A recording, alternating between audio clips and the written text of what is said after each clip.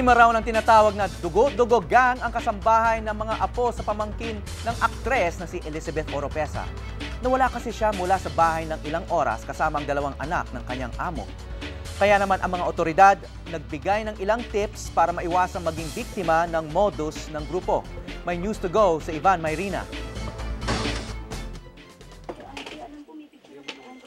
Isang classic na modus kung tutuusin ang nangyari sa kasambahay ng pamangkin ni Elizabeth Oropesa sa San Juan. Kumita na ika nga, pero hanggang ngayon, meron pa ring nabibiktima. Sa nakalipas na 22 taon bilang pulis, di na mabilang ni PO3 Antonio Torrente ang mga nahawakan niyang kasong tulad nito. Ayon sa pulisya, ang elemento ng gulat at taranta ang pangunahing sandata ng modus na ito ng tinaguriang dugu-dugugang. Inaano nila, sinasamantala na yung gulat ng tao, kaya pinupersige nila kaagad na para magawa kaagad. Kaya nagmamadali lagi yan. Kasi pag magkakawa ka ng composure, kung mababalik na yung ano mo, makakaisip ka na ng di ba? Kaya habang natataranta yung tao, sige ng sige yan. Kaya payo ng pulisya, kahit nakakataranta raw ang sinasabi ng sino mang tumatawag, piliting magpakahinahon, mag-double check at kumpirmahin sa iba pang miyembro ng pamilya kung totoong itinatawag. Para naman sa mga amo, mag-iwan ng mga mahalagang numero na pwedeng tawagan sa tuwing may emergency.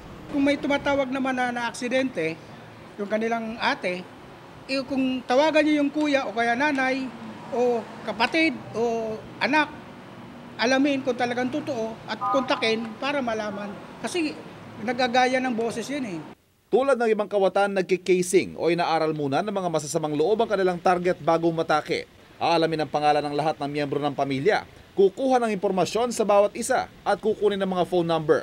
Ito ngayon ang gagamitin para makuha ang loob ng bibiktimahin sa pag-aakalang kilalang kilala sila ng pamilyang target nila. Kaya lubhang napakahalaga, huwag magtiwala ng impormasyon sa kahit sino. Tandaan, walang manloloko kung walang magpapaloko. Ivan Mayrina, on the go! Kakaibang mga robot ang bumida sa isang science exhibit sa China. Sa unay aakalain mong mga laruan ng mga ito, pero may iba't ibang kakayahan ng bawat isa. Merong robot na kayang pumulot ng mga bagay. May parang battle tank na pwedeng makaakyat sa mga pataas na lugar. At meron din parang gecko na umaakyat pa sa pader. Ang mga robot na exhibit ay dinevelop ng mga estudyante mula sa iba't ibang universidad ng China. Nakatakda raw humarap sa korte ang Hollywood actor na si Mel Gibson kaugnay yan ng kasong pananakit umano sa kanyang ex-girlfriend na si Oksana Grigorieva. Ayon sa mga balita, maghahain daw ng guilty plea ang aktor dahil dito posibleng di na makulong at mabawasan pa ang parusa ng korte kay Gibson. Makaka-relax na ngayon si Paris Hilton. Nagdesisyon na kasi ang Hair Tech International, isang manufacturer at distributor ng hair extensions, na wag nang kasuhan ang aktres. Nagkasundo na raw kasi ang magkabilang panig. Kinasuhan ng breach of contract ng Hair Tech si Hilton matapos umano itong magsuot ng hair extension ng kalaban nilang kumpanya. Natuwa naman si Hilton sa desisyon ayon sa mga balita. Matapos kainggitan ng mga Twihard fans dahil sa kanyang role sa pelikulang Twilight, napipinto namang makuha ni Kristen Stewart ang papel ni Snow White. Ayon sa mga balita, nasa final negotiations na kasi ang aktres para sa pelikulang Snow White and the Huntsman. Posible niyang makasama sa pelikula ang Oscar winner na si Charlize Theron na kinakausap rin para sa papel ng Evil Queen.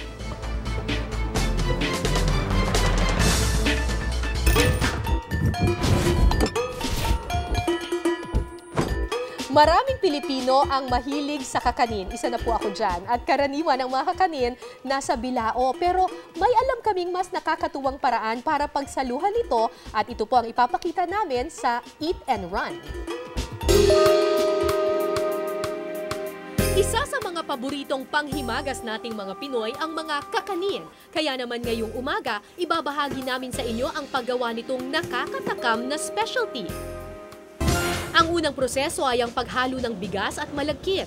Hugasan ito at saka ibabad sa tubig magdamag. Saka ito gigilingin kinabukasan. Titimplahan ng asukal at flavor nito. Pagkatapos ilalagay sa malaking hulmahan at sa loob ng 45 minuto hanggang 1 oras, luto na ang masarap na kakanin.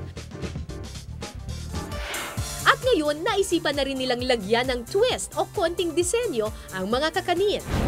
Nag-start kami niyan nung may mag-order sa amin na isang company for their giveaways. Ang mahirap dun sa paggawa ng customize, time consuming, plus kailangan medyo meticulous kapag ginagawa kasi otherwise hindi mo magkakaroon ka ng errors.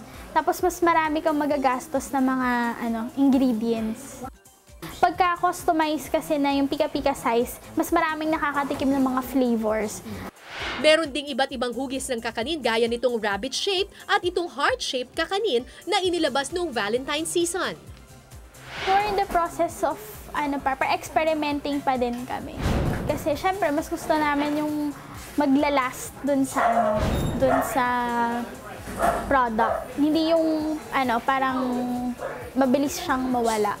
So yun, in-improve pa namin season ng fiesta or meron kaming tina-target na parang seasonal, parang for Easter ganyan. We're trying to develop something na pwedeng sa market na good for the season lang. Kaya sa mga susunod ninyong salo-salo at handaan, isama na sa menu itong mga customized kakanin. Susunod, si Angelina Jolie pa rin kaya ang bida sa Tomb Raider 3?